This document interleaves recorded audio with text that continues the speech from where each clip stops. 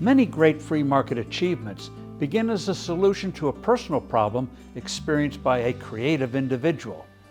That's the story of Margaret Rudkin, inventor of modern whole wheat bread and founder of the baking giant Pepperidge Farm.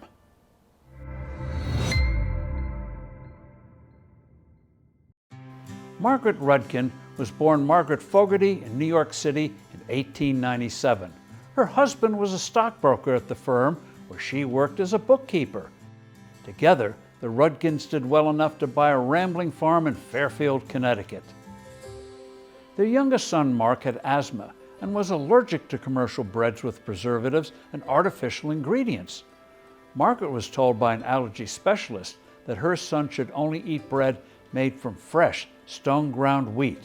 She decided to bake it herself. Lacking a grist mill, Rudkin used a coffee grinder to make her flour, then added butter, fresh eggs, molasses, and sweet honey. As the story goes, her first loaf came out hard as a rock, but she perfected her recipe.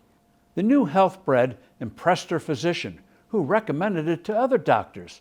Soon, she was selling her creation by mail order and then retail. She named the business Pepperidge Farm, after the Rudkin farm in Connecticut. In those days, bread sold for 10 cents a loaf, but Margaret boldly charged 25 cents. Despite the Great Depression, she believed people would pay more for a healthy product. She was right. Demand boomed. Margaret moved her baking out of her kitchen to larger ovens on the farm and eventually relocated to a commercial facility she designed herself. A year later, the company was making 50,000 loaves a week. That's a lot of bread, and not just the edible kind. Rudkin expanded her offerings. Her overseas travel inspired a line of cookies, including the Brussels and the Milano. She used special recipes from a famed Belgian chocolate maker.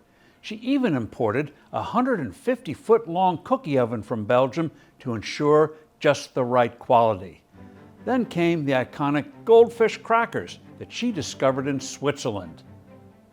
Margaret anticipated today's appetite for more natural, higher quality foods. She was also an outspoken feminist who made a point of hiring women. She believed their experience running a household was good preparation for business. And she was her own best example. The mom who started a business at 40 became a millionaire many times over.